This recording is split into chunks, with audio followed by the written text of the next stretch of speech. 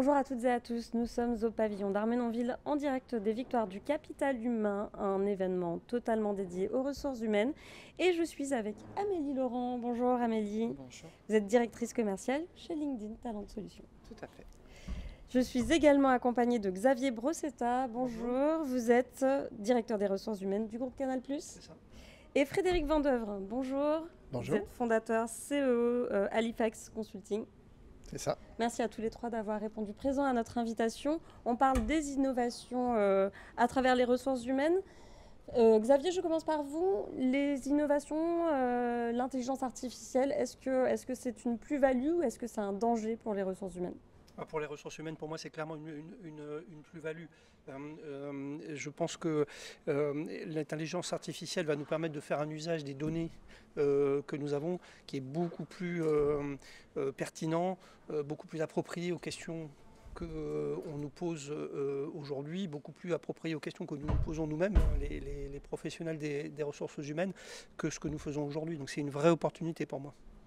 Vous êtes d'accord avec ça, Amélie ? Est-ce que vous avez déjà identifié des cas d'usage que vous allez pouvoir régler grâce à l'intelligence artificielle ? Alors oui, nous, LinkedIn, évidemment, on accompagne les entreprises dans cet apprentissage et dans le développement des innovations, l'application des innovations dans leur quotidien, le quotidien des RH surtout. L'intelligence artificielle, elle est déjà là. ChatGPT est déjà dans nos outils, qu'on propose à nos clients de sourcing, de recrutement, de planification aussi, de RH. Donc oui, c'est un sujet et il va falloir s'en emparer. Et l'objectif, c'est surtout de se former d'abord à ces technologies avant de démarrer, j'allais dire, trop rapidement.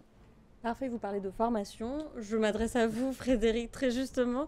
Comment on fait pour former justement aux évolutions et comment on met les évolutions dans la formation ? Comment on fait évoluer la formation ? La formation, l'intelligence artificielle existe. Il y a déjà des solutions sur le marché qui fonctionnent très bien depuis plusieurs années, basées sur l'analyse de la data. Notamment des solutions d'adaptive learning qui permettent de faire des parcours complètement individualisés d'apprentissage à distance. Donc ça, c'est des choses qui fonctionnent très bien depuis de longues années. Et ce qu'on voit là arriver avec effectivement le phénomène ChatGPT, donc là il y a une nouvelle vague qui arrive et qui est très puissante. Et on voit déjà beaucoup d'outils qui aident dans un premier temps sur la conception, accélérer la conception de modules pédagogiques, de formation, des scripts, faire des scripts pédagogiques, faire des scripts vidéo, toutes les solutions qui permettent de faire des vidéos génératives en plusieurs langues, enfin tout ça apporte une accélération dans la production de contenu e-learning qui est assez incroyable. Voilà. Et il y a une deuxième vague qui va arriver ensuite, ce qui sera dans les formations elles-mêmes. Et donc nous on est en train de tester par exemple une solution de coach Halifax sur la négociation à base d'intelligence artificielle, basée sur tous nos contenus, nos publications, nos méthodologies, etc. Et qu'on va lancer dans quelques semaines et qui est extrêmement puissant pour dire j'ai une question sur une négociation, je vais voir tel client, qu'est-ce que je dois faire ?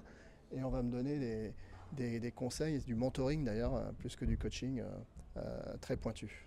Donc c'est plus précis, vous êtes d'accord ? Est-ce que l'expérience candidat sera plus précise et plus personnalisée grâce à l'IA ? L'expérience candidat elle-même, c'est possible. Je reprends ce que disait ma voisine tout à l'heure. C'est vrai qu'un des sujets que l'on a par exemple, c'est qu'on n'est pas très capable de répondre à toutes les candidatures que nous recevons. C'est vrai que si on a une IA qui nous aide à répondre aux candidats en répondant quelque chose de sensé, je veux dire, pas juste un truc qui dit merci, voilà.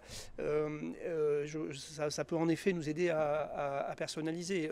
Par contre, je pense que l'IA peut aussi avoir un gros impact sur des questions de sourcing, que ça peut beaucoup accélérer, parce qu'aujourd'hui le sourcing, dans la compréhension que j'en ai en tout cas, il se fait encore beaucoup à la main, hein, en vrai, enfin, avec des outils de recherche sur LinkedIn ou d'autres réseaux un peu du même genre, mais quand même aujourd'hui encore beaucoup à la main, et ce qui fait que tout le temps qu'on passe à faire ça, que les équipes qui sont dédiées au recrutement font ça, enfin, tout le temps que ces équipes passent à faire ça, elles ne passent pas à interviewer des gens, à comprendre ce qu'ils sont, à comprendre leur motivation, à comprendre dans quelle mesure ce qu'ils sont et ce qu'ils ont envie de faire, ça correspond ou ça ne correspond pas avec l'entreprise, à leur expliquer l'entreprise dans laquelle ils peuvent rentrer, à s'occuper d'humains, en fait.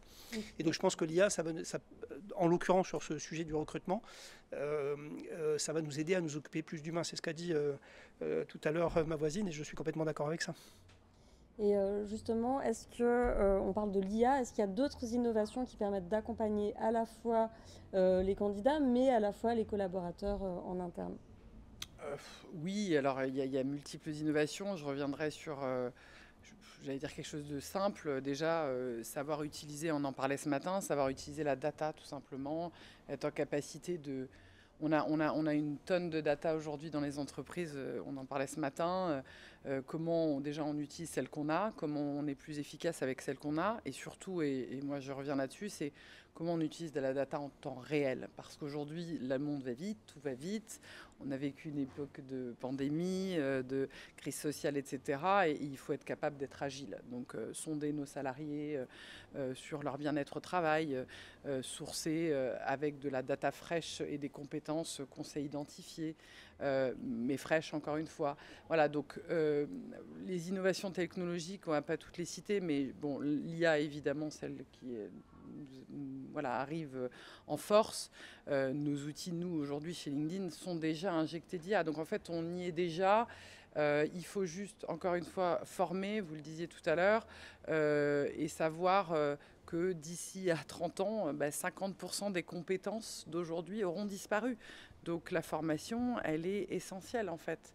Se poser cette question-là de l'innovation technologique aujourd'hui, c'est bien, mais surtout... voilà, pas à pas accompagner et pas attendre, j'allais dire, que tout le monde s'en empare. Allons-y maintenant. Frédéric, d'autres innovations pour faire évoluer la formation? Je pense qu'une innovation importante, enfin, je ne sais pas si une innovation, mais en tout cas, elle s'accélère avec les solutions digitalisées. C'est tout ce qui permet de faire un meilleur suivi. Alors, en temps réel, je suis d'accord sur l'évaluation des compétences, qui est aujourd'hui quelque chose qui est quand même assez nébuleux. Et aujourd'hui, effectivement, il y a beaucoup de moyens facilités par les outils digitaux pour intégrer beaucoup plus de data sur les compétences, y compris sur les soft skills, qui sont effectivement je dirais les skills sur lesquels on doit plus compter dans ce monde un peu mouvant et sur lesquels on doit, chacun d'entre nous, probablement travailler.